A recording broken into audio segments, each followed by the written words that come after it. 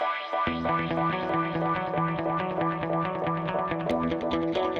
I think a lot of the speakers that you will hear today and tomorrow have been so shaped by this thing called athletics that, yeah, that fire still burns within us. My days of running are long gone.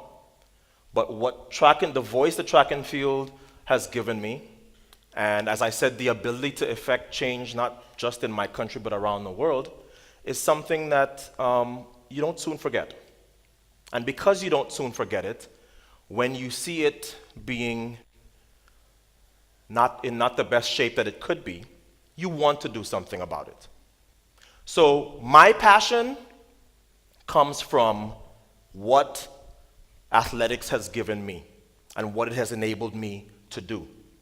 So my contribution this morning is about how I see us being able, hopefully, to improve the sport. I have been involved in the sport as an athlete. I have been involved now for 10 years as a broadcaster. And it gives me, I think, a unique perspective on what we're doing right and some of what we're doing wrong. I want to start first with the stars of the sport, the stars of track and field.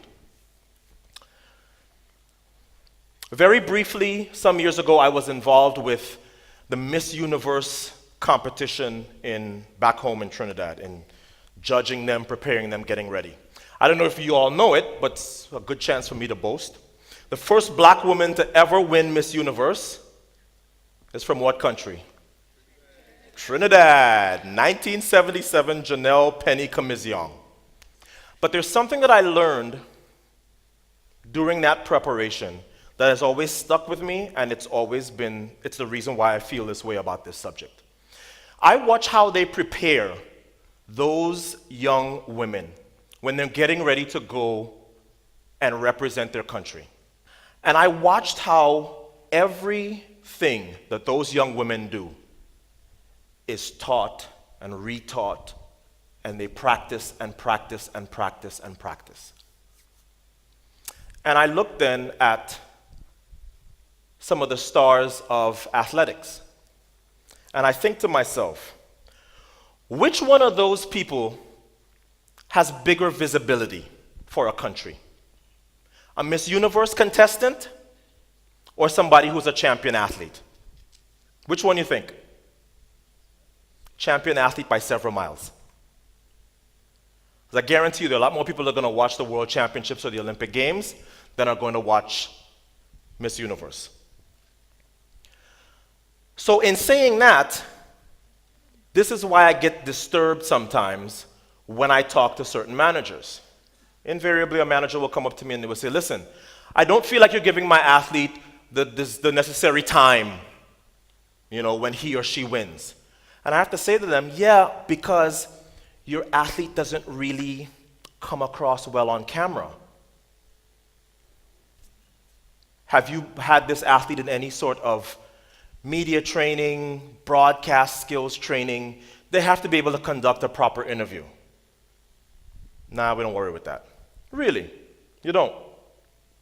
So this athlete that you're complaining about that's not getting the airtime that you think he or she should be getting, even though they're doing very well on the track or in the field, you've taken no time to prep them for what they look like to the outside world. I'm here to tell you, ladies and gentlemen, that this is a big, big issue that we have in track and field. Huge. And when they allowed me to go first, they told me speak freely. So that's what I'm going to do. If we want to have athletics have a higher profile in the global sporting sphere, our stars have to look and sound the part. And there's no getting around it. And here's the benefit that has. That shoe company that has that athlete signed, all of a sudden, they can do more with that person. Local TV, international TV, all of these things now start the athlete literally becomes more marketable instantly. And better than that, the day that athlete can no longer run, there are options open to him or her that did not exist before. So it means that some of the onus is on the handlers and managers who are entrusted to service these athletes. I don't believe for a second that being a manager means collecting a check when the finish line is crossed. And if that's the case, you're doing that athlete a disservice, whether or not he or she knows it. So one of the things that I think that if we're being honest, we have to focus on is having the stars of our sport improve in how they look and sound when they're on camera. And that doesn't mean changing who they are. One of our favorite interviews on NBC is Shelly Ann Fraser-Price of Jamaica. And I don't know how much she's been on South African TV, but there's no way that you can look at that young lady and her infectious laugh and her smile and how she talks about how much fun she's having when she's competing on that track and not fall in love with that young lady. That's what we want. And everybody can improve. I have seen athletes who were really, really bad. But it's like everything else. A little bit of practice, and they start to improve. And then their confidence improves, and now you see them take on a completely whole new demeanor when they get in front of that camera. So that's one. The crisis of credibility. The drug issue. Well, I'll tell you what, first of all, I think qualifies me to speak on this.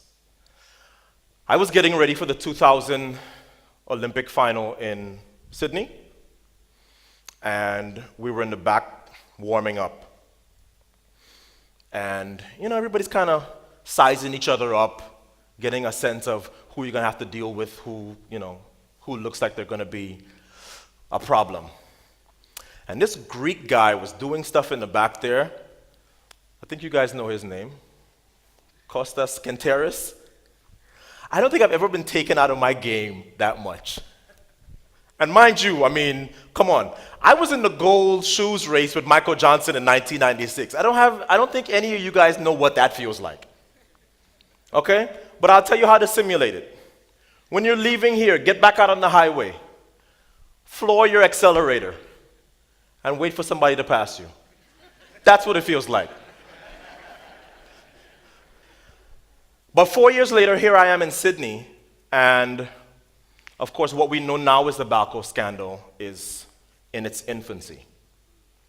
And Kenteris is, now mind you, I had defeated Kenteris at the World Junior Championships 8 years prior. So I know this guy, and I know his ability, and I know that he looks in 2000 unlike what he's looked like in past years.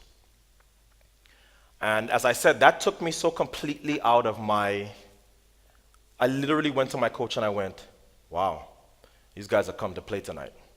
And nothing needed to be said. Because I knew right then that something was not right. I was only able to manage bronze that night, and it's one of the races I'd want to do over. But I've seen press conferences where everybody gets up on the stage, and the minute the drug word gets raised, everybody runs off. That's not going to fix it. That does not endear you to a very cynical press. It's not going to work. It's not going to happen. So I want to propose a few things. The first thing is that I know more than most that the rules right now indicate that you can't ban somebody for life. But I'm telling you, that's the direction we have to go. We have to go more in that direction than the direction we're going in now. Because the way things are going now, you have people who are getting caught for serious stuff, and in a year they're back. And we expect the world to take us seriously? It's not going to happen. It's never going to happen. That's where it is. And what's sad about it is that it's not just the fault of the current athletes. The reality is that a lot of these athletes are paying for the sins of high-profile athletes past. Marion Jones comes to mind, somebody who I've known for a long, long time. The damage that her doping did to this sport is one of the reasons why we're having this conference, because we have to get over it. We have to move forward. And I don't know how many managers and CEOs we have in the building, but you know, when it's time to make tough decisions, everybody's not always happy. But I feel like if you have the decisions rooted in sound logic and fairness, eventually you come out on the other side and you look back and you go, you know what? Things were tough for a little while, but look where we are now. One thing is for sure. If we continue on the path that we are on right now, with letting the recently convicted dopers come right back and compete,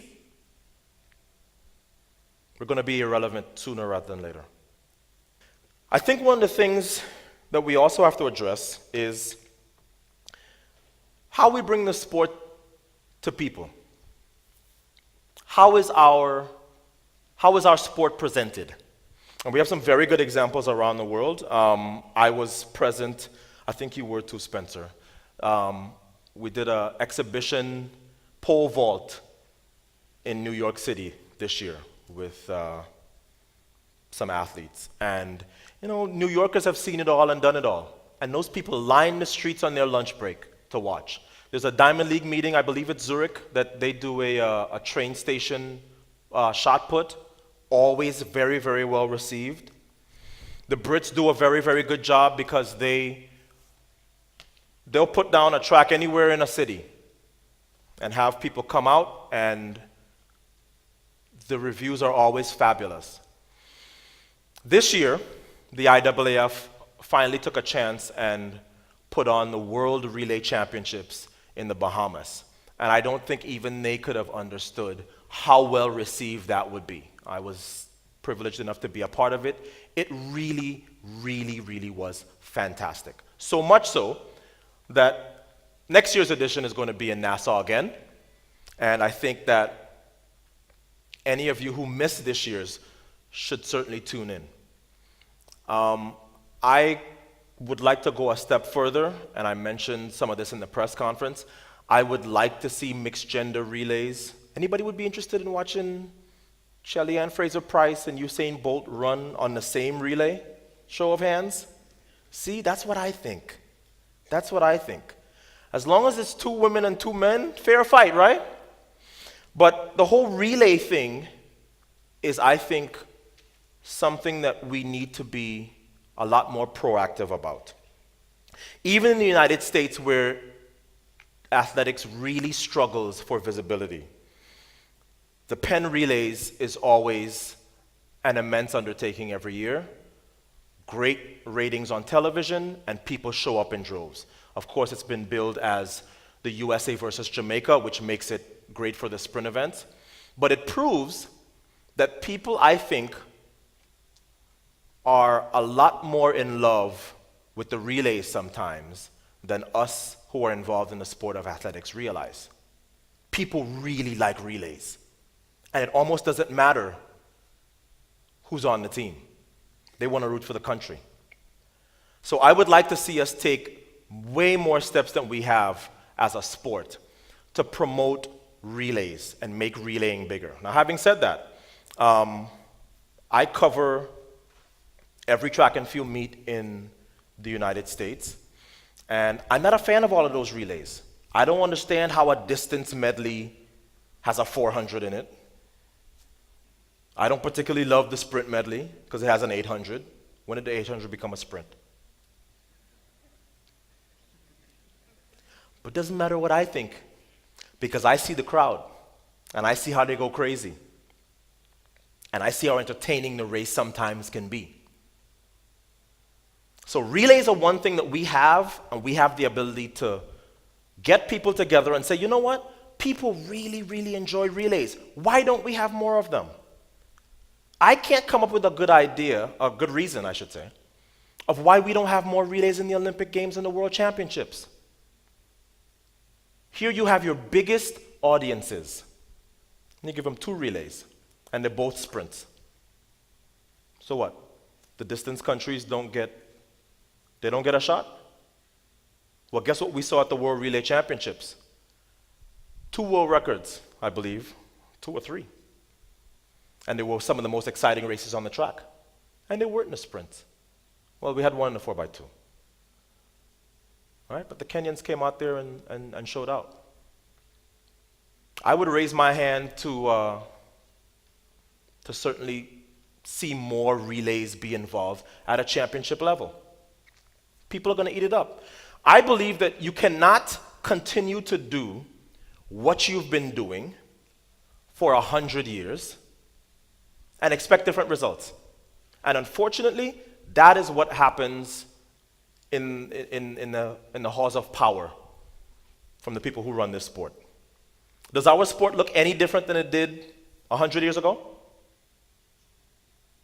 Not much. Now look at every other sport.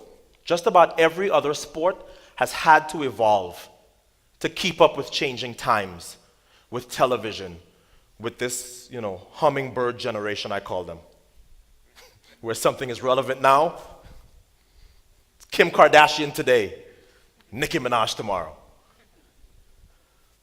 Well, if you think that generation is going to come and sit down at a track meet while you do, heats of this, and you got the high jump is the only thing going on, and that's way over there, it's not going to happen. So we have this thing called the relays. Why are we not making more use of it? I think that is something that I would certainly like to see used a lot more. People love the relays. I want to talk also about talent identification. That whole issue of talent identification is a big one, because I think if you look at the athletes who are at the top of their field in other sports, or recently at the top of their fields, Tiger Woods, Federer, Lionel Messi, Cristiano Ronaldo, those kinds of guys. What do they all have in common? They didn't get identified late. You guys know Messi's story. How early did somebody spot greatness in him and put him on the path? Early or late? Early. Early, right? So that still leaves the question, how do you find all these kids? You have a big country. How do you find these kids that have the talent? Some reporters were asking me about, we're losing them to football, and you're losing them to cricket, and we're losing them to rugby. Not really losing them. There's always going to be kids who want to play whatever sport they want to play. What you want to make sure is that your next Olympic gold medalist in one sport is not off doing something else that he's probably not as good at. Jackie Joyner-Kersee could have played basketball. I'd like to think that given the fact that she's had the world record for 24 years, that she was in the right sport. But she got identified and she got put on the right path. So how do you find these kids? Let me tell you how you don't. The Minister of Sport probably doesn't know. Sorry, Minister. The head of the federation probably doesn't know. Sorry, head of federation. My experience traveling the world has been this. In every country in the world, in every city and town and village, you have this one person, and all of you from wherever you're from, you know of this person. Male, female. They're either a coach, an ex-athlete, or somebody who is so plugged in to that community that they can not only tell you who is the fastest kid in the village or the borough or the town, they can tell you who's the best football player, the next great cricketer, anything. Those are the people you need to plug into. Because if I wanted right now to go and find out who was the next Shelly Ann Fraser-Price in Jamaica, I'm not calling up the Minister of Sport. I'm not going to the head of the federation. I'm taking a trip to Montego Bay, getting a car, and the first field I find, you go ask the person, and they'll know who the person is. That's the person you need to identify. But here's what happens in our sport. That person is sort of toiling in anonymity, right? He or she comes out there and it's a labor of love. Maybe they're coaching, maybe they're advising, maybe they just bring them water every day. But that person doesn't have a direct connection to the people that they should. So what he or she knows never gets sent up the chain. So that kid who's sitting there with all that talent is going to get lost to the streets, or he or she's going to end up maybe in another sport where, because that's not really where they're supposed to be, in a couple years, they're gone. They're gone. If you want to identify talent, somebody asked me yesterday about, restoring the greatness of South African middle distance running. No problem with that. But how do you know your next Olympic gold medal is not a sprinter, a short sprinter? Because here's the thing. If he's watching and he sees the federation and the populace showing no interest in the sprints, what's his incentive? What's his incentive? Because there's no way you could have told me in my lifetime that somebody from my country would be the Olympic javelin champion. But they identified him, they got him with a fantastic coach from Cuba, and then you just get out of the way and let that young man go out there and compete. Look at the results. Now, of course, you know what happens back home. You can't buy a javelin in the stores now. Because everybody says, oh, if he won the Olympic javelin, my son or daughter is next. And guess what? There's nothing wrong with that. I have lived long enough to see my country, which used to care only about 400-meter runners, and then used to care only about 100-meter runners. Now, all of a sudden, everybody wants to throw the javelin. Widen your focus. You have no idea where your next Olympic gold medal is coming from. Widen your focus. So when you talk to these people who we've already said have a very good sense of what the talent is, then what? What do you then do? My experience has been you put people of similar ability together and the results happen very, very quickly. And I say that, of course, having belonged to one of the best track and field clubs in the world, but you have to take my word for it. Look at what's happening in Jamaica. Who does Bolt train with? Blake. The first and second fastest man of all time, training together every day. That benefits both of them. But go before that. Santa Monica Track Club. Carl Lewis, Leroy Burrell, Mike Marsh, Mark Witherspoon, and all the talent that was assembled there. Once you identify them, figure out how you can keep them together. I believe South Africa has 2 hurdlers that are training together right now. Is that correct? And how's that working out? You guys just won the Commonwealth title. Yeah. Imagine that. You can take a very, very talented, gifted athlete and put them in a system that either 1, does not work for them, or 2, is going to overtrain and overrace them, and in 4 years that athlete will come back here and they will be a shell of their former self. People talk all the time about what has created this sort of Jamaican spark. Well, listen, if you are a fan of athletics, you know that Jamaica has always had talent walking around those streets. Here's the thing that most people miss. What the Jamaicans figured out is Donald Corey, Juliet Cuthbert, Merlene Oddie, Raymond Stewart, Dion Hemmings, all had one thing in common. They were great as youngsters. They went to United States universities, which made them even better. And then they went on to win world championship and Olympic medals. But here's what they figured out. For every one that we get back, we get 49 others who come back here, and we don't even recognize them anymore. Because they go to a program that races indoor, outdoor, they travel, they literally are in season from the turn of the year until June. In season, not in training, in season, which means competition almost every week. They get off for summer break, and then when they come back, by September or whatever the first day of school is, they got to be back to training because indoor season starts early January. Send your athletes to a program like that, and in 4 years you will not recognize them. What the Jamaicans have figured out is, them days are over. If you would like to go to a United States university, you certainly have that option. But it's not your only option.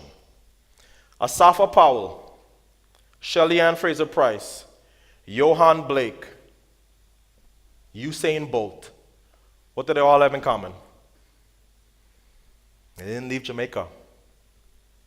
So now they are able to control how many races they run, their careers, how they train. Look at the results. That's just 4. I could probably name off about another 10. You want to look at what Jamaica has done right in the last decade? That's what they've done.